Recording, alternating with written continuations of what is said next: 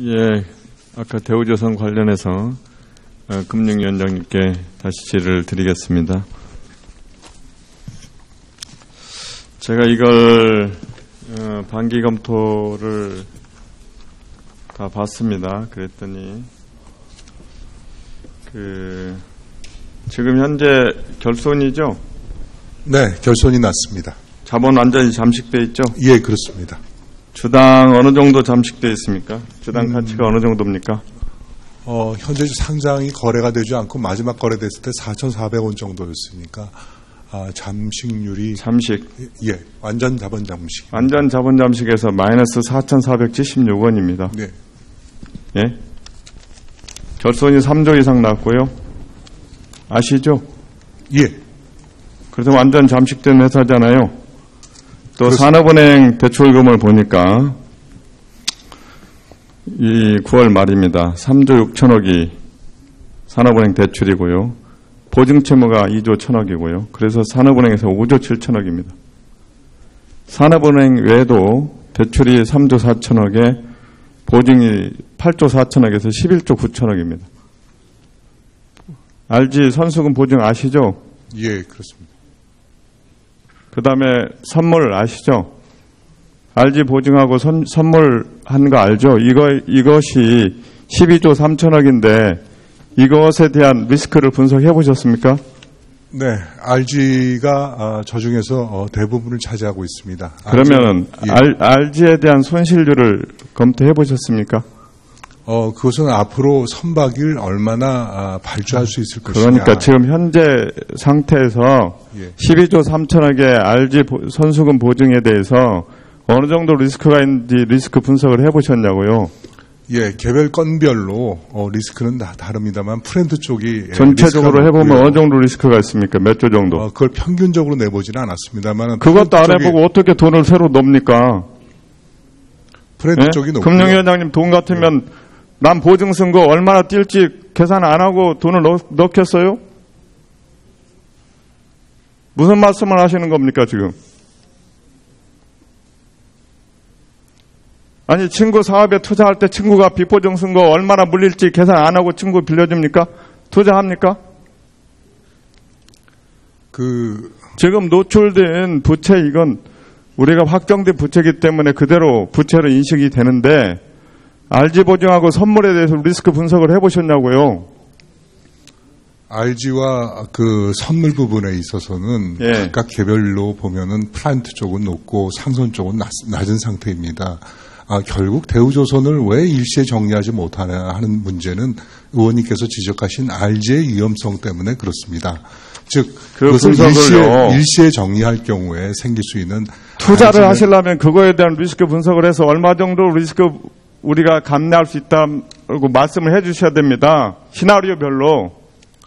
그 리스크라는 것은 결국 상대적으로 발주한 사람 이 그 사업성을 하나씩 분석해서 어느 정도 리스크가 안지 분석이 해야지 투자할 금액이 나올 거 아닙니까?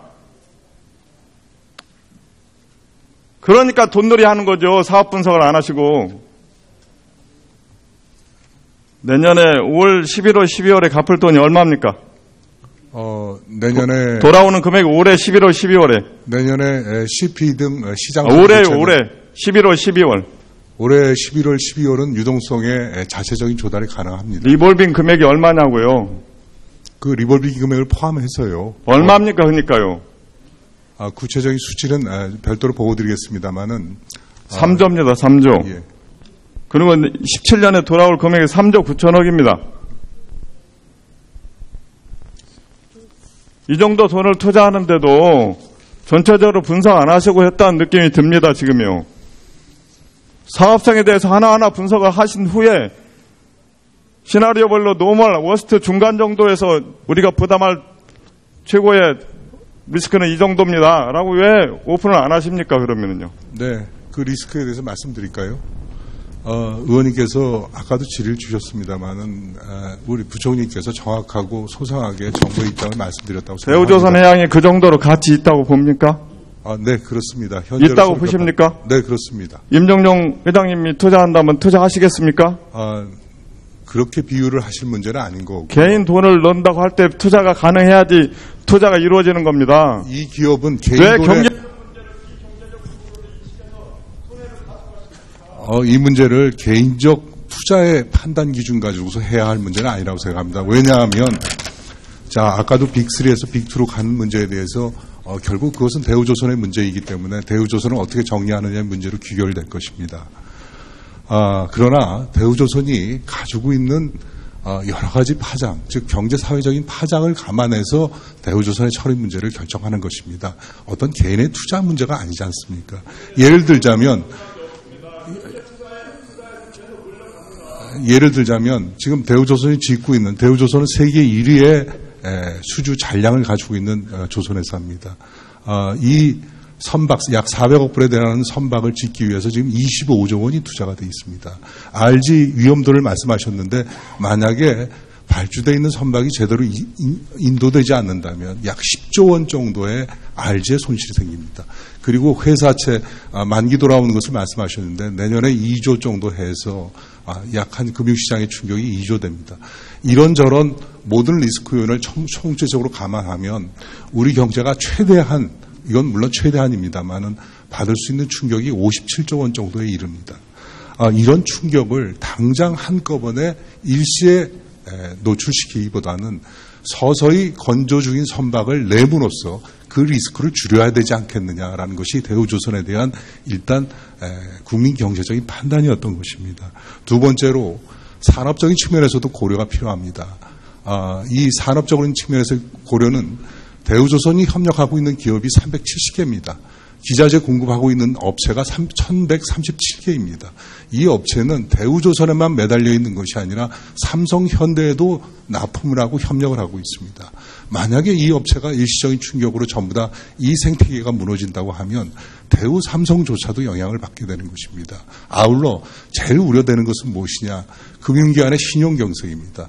STX를 법정관리를 보냈을 때 생길 수 있는 그 충격이 조선업계 전반의 신용경색으로 나타났습니다. 하물며 그보다 훨씬 큰 대우조선을 만약에 정리하고자 한다면 은행이나 금융기관 전체에서 생기는 신용경색은 결코 산업 전체에 적지 않은 영향을 줄 것입니다.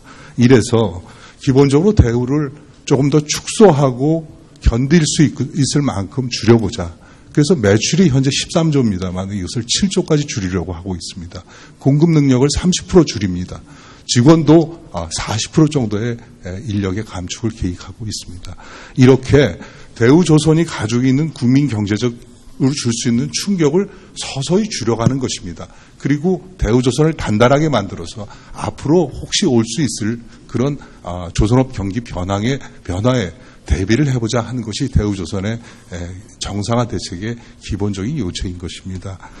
또 말씀을 드린 김에 아까 존경하는 김현미 위원장님께서 한보 철강 혹은 기아차의 97년 기억에 대해서 정부가 유의해야 될 것이라는 점에 대해서 귀중한 말씀을 주셨습니다. 다만 이 경우하고 차이는 무엇이냐면 97년의 경우에는 우리 경제 전체가 버블이 끼어 있는 상태에서 아무런 구조조정이 일어나질 않았습니다. 그런데 한보나 기아차를 정리하지 않고 또 자금을 집어넣으니까 대한민국의 구조조정이라는 것이 없구나라는 대외 신인도 측면에서의 커다란 충격이 발생했고 이게 외환위기로 바뀐 것입니다. 하지만 지금의 상황은 다릅니다. 잘 아시겠습니다만 부총리께서 거듭 강조하셨습니다만 해운업의 경우에는 세계 7위인 업체를 갖다가 정리를 했습니다. 그동안 해운업체 정리한 것이 27개를 정리를 했습니다. 조선업체의 경우 그동안 정리된 조선업체가 34개를 정리를 했습니다. 그리고 대형 3사도 이제 드디어 견딜 수가 없는 상황이 돼서 자구 노력을 토대로 해서 구조조정에 들어갔습니다. 철강, 유화 이거는 당장 현재화되어 있는 문제기업이 없음에도 불구하고 기활법을 통해서 구조조정에 나서고 있습니다. 즉 선제적으로 구조조정의 문제를 알고 진행을 하고 있다는 것 이것이 97년하고는 다른 것입니다. 97년의 한보 기아 사태는 우리 경제부처들에게 큰 아픔입니다. 그리고 결코 지울 수 없는 기억이기 때문에 구조조정이 우리 경제에서 가장 중요한 위험 관리 분야이다라는 점을 인식하고 이를 철저히 해나가도록 하겠습니다.